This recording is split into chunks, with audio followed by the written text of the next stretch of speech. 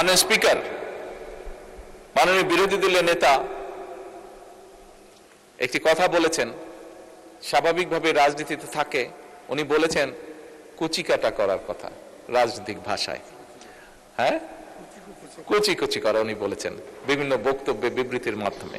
মাননীয় স্পিকার, হয়তো রাজনীতির একটি অংশ এটি, তবে মাননীয় স্পিকার, আমরা দেখেছি স্বৈরাচারের সময়, আমরা দেখেছি এই বাংলাদেশের অর্থনীতিকে কিভাবে কুচি কুচি করা হয়েছে বিভিন্ন ব্যক্তির স্বার্থে। বিভিন্ন ব্যক্তি বিভিন্ন হাউজের স্বার্থে এই অর্থনীতিকে কিভাবে কুচি কুচি করা হয়েছে।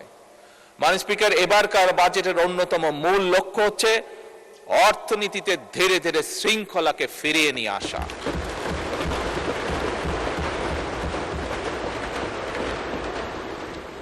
মাননীয় স্পিকার, অন্যতম তৃতীয় যে মূল লক্ষ্য এই বাজেটের, সেই লক্ষ্যটি হচ্ছে যা মাননীয় স্পিকার আপনি জানেন, গত সপ্তাহে আমি দুটি দেশ সফর করে এসেছি, একটি মালয়েশিয়া এবং একটি চীন।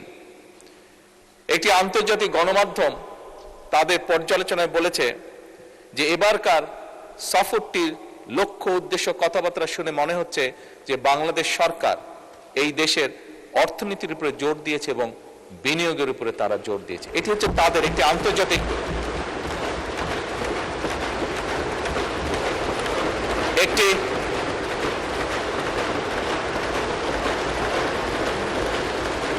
একটি আন্তর্জাতিক গণমাধ্যমের অ্যানালাইসিস। মাননীয় স্পিকার, ওনারা সঠিক বলেছেন, আমাদের তৃতীয় এবং সবচেয়ে গুরুত্বপূর্ণ যে লক্ষ্য এই বাজেটে, সেটি হচ্ছে বিনিয়োগ, উৎপাদন এবং কর্মসংস্থানের যে চাকা, সেটিকে সচল এবং শুধু সচলই নয়, সেটিকে বেগবান করা।